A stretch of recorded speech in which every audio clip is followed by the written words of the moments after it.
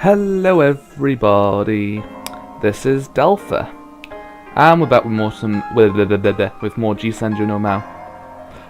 So far my intros don't really go very well, do they, at times? The daylight hours were very short today.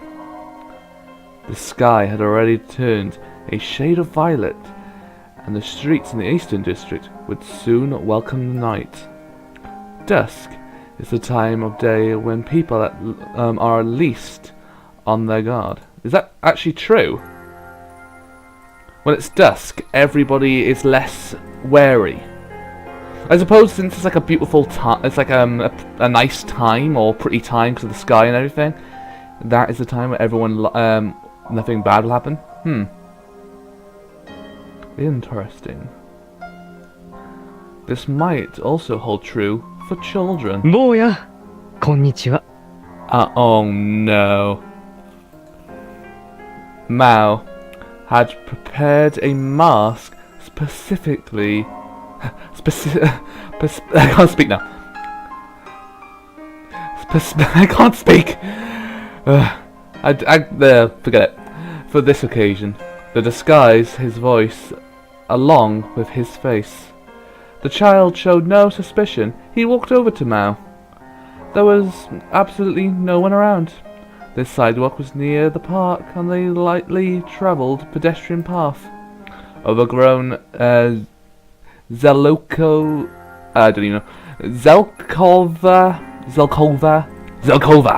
trees, unkept by the city, gave respite from praying eyes. Due to its distance from the center of Tombatsu City, a few people ever came here. That said, if someone suddenly showed up, he would have to abort his plan. After all, as he stood up there now, Maou looked incredibly conspicuous. Is he wearing one of those horse masks? Oh god. The child showed much interest in Mao's horse mask. Maou bent to his knees and spoke.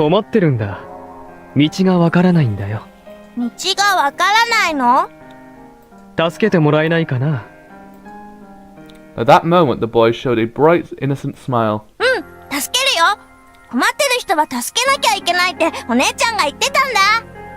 So, ありがとう。いいお姉ちゃんだね。どこに行きたいの？美和さんの家に行きたいんだ。美和？うん。知らないかな？ The boy's big eyes grew even bigger. 美和って僕のお家だよ。Shoot, that's my house.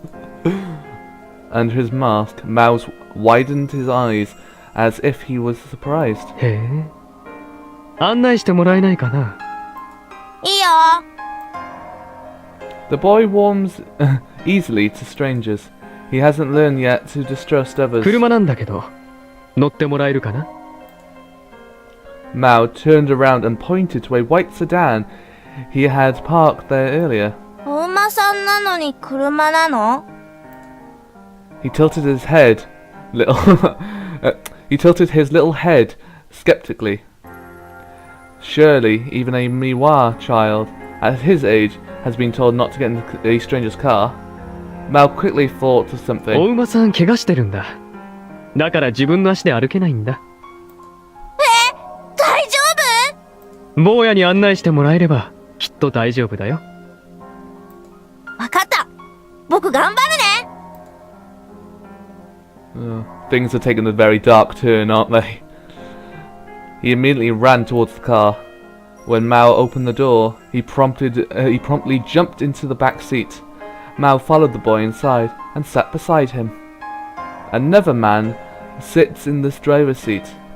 He's not Japanese. He's a foreign criminal, specially hired for this particular plan. Even if the police catch him, he'll simply be extracted. I don't know. That's why these trouble-making foreigners make perfect accomplices for a crime such as tonight's. Give him money, tell him what he needs to do, and then tell him to go back home. Preparations have already been made for him to stow away somewhere. Because he doesn't know much Japanese, he can't leak the plan by talking too much. The chance that the driver will reveal the identity of Mao to the police is 0. The door closed. Mao continued to inspect the surroundings carefully to confirm that there was no witnesses. The more bungling kidnappers end up getting caught because they don't take care in this first dangerous step. One cannot underestimate the missing person search capabilities of the police. A top detective will search every nook and cranny, ask every possible eyewitness until he finds the lead. Having a witness to the crime is basically forfeiting the match from the very beginning. You absolutely must not have a single person witness what has occurred here. No pedestrians passed by. There were also no residents around here, so there was no chance that someone may have seen it, though, through a nearby window. Mao quickly checked in every direction to make sure everything was clear. Go. With absolute confidence, he gave the order in English. So basically the person is English. The car quietly moved forward. ねえ、どこ行くの？僕んちはあっちだよ。 The boy got up from his seat. He put one hand on Mao's knees while pointing out the window. The boy's slender neck was right in front of Mao's eyes. Mao took out a white cloth from his pants pocket. He slowly unfolded it until the cloth covered his entire right hand. There was no drug like either or chloroform on the piece of cloth. Hiroaki-kun. For the first time, he called the boy by どう his してお name. 馬さんが僕の名前を知って？ Mao reached out his hand. The boy could not finish his question. Mao aimed for his neck.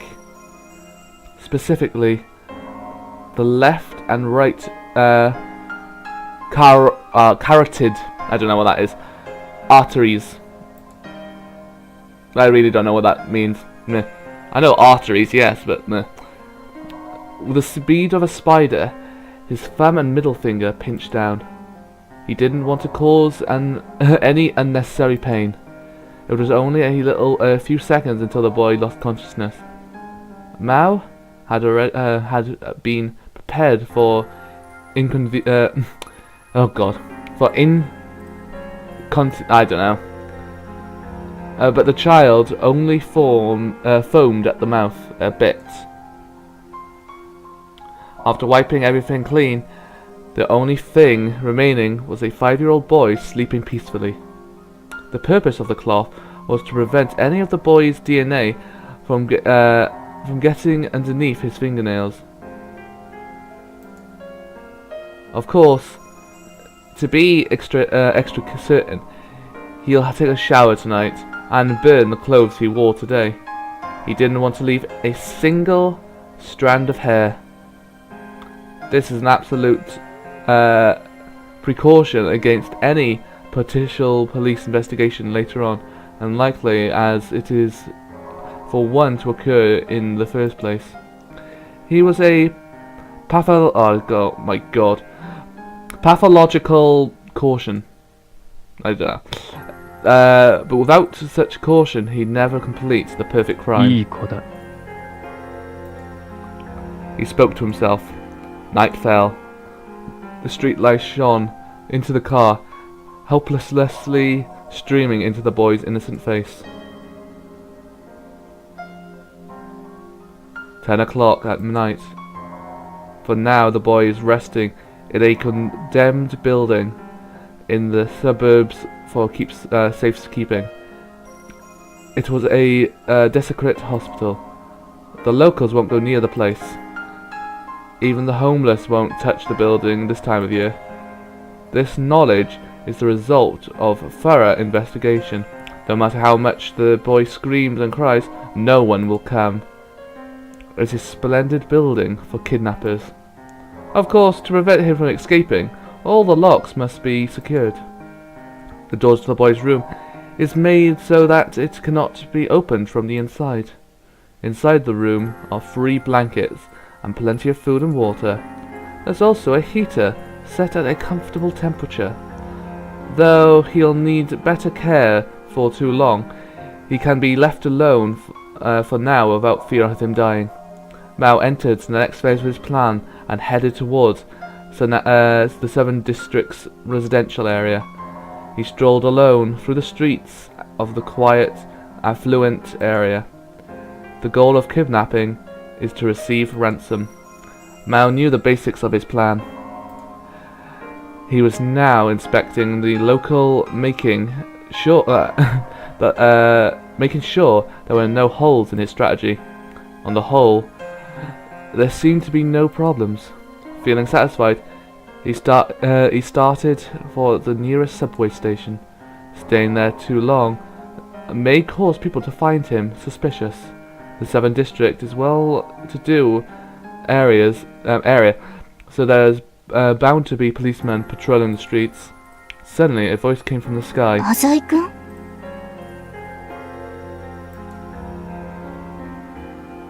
He looked up. It came from the top floor of a huge 3-story mansion. Leaning on the rail of her balcony, a young woman stood alone.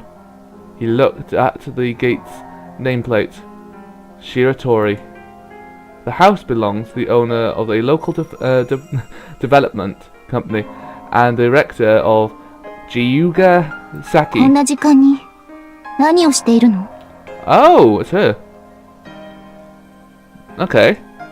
Although he couldn't see the girl's expression, clearly her tone showed transparent hostility and disdain.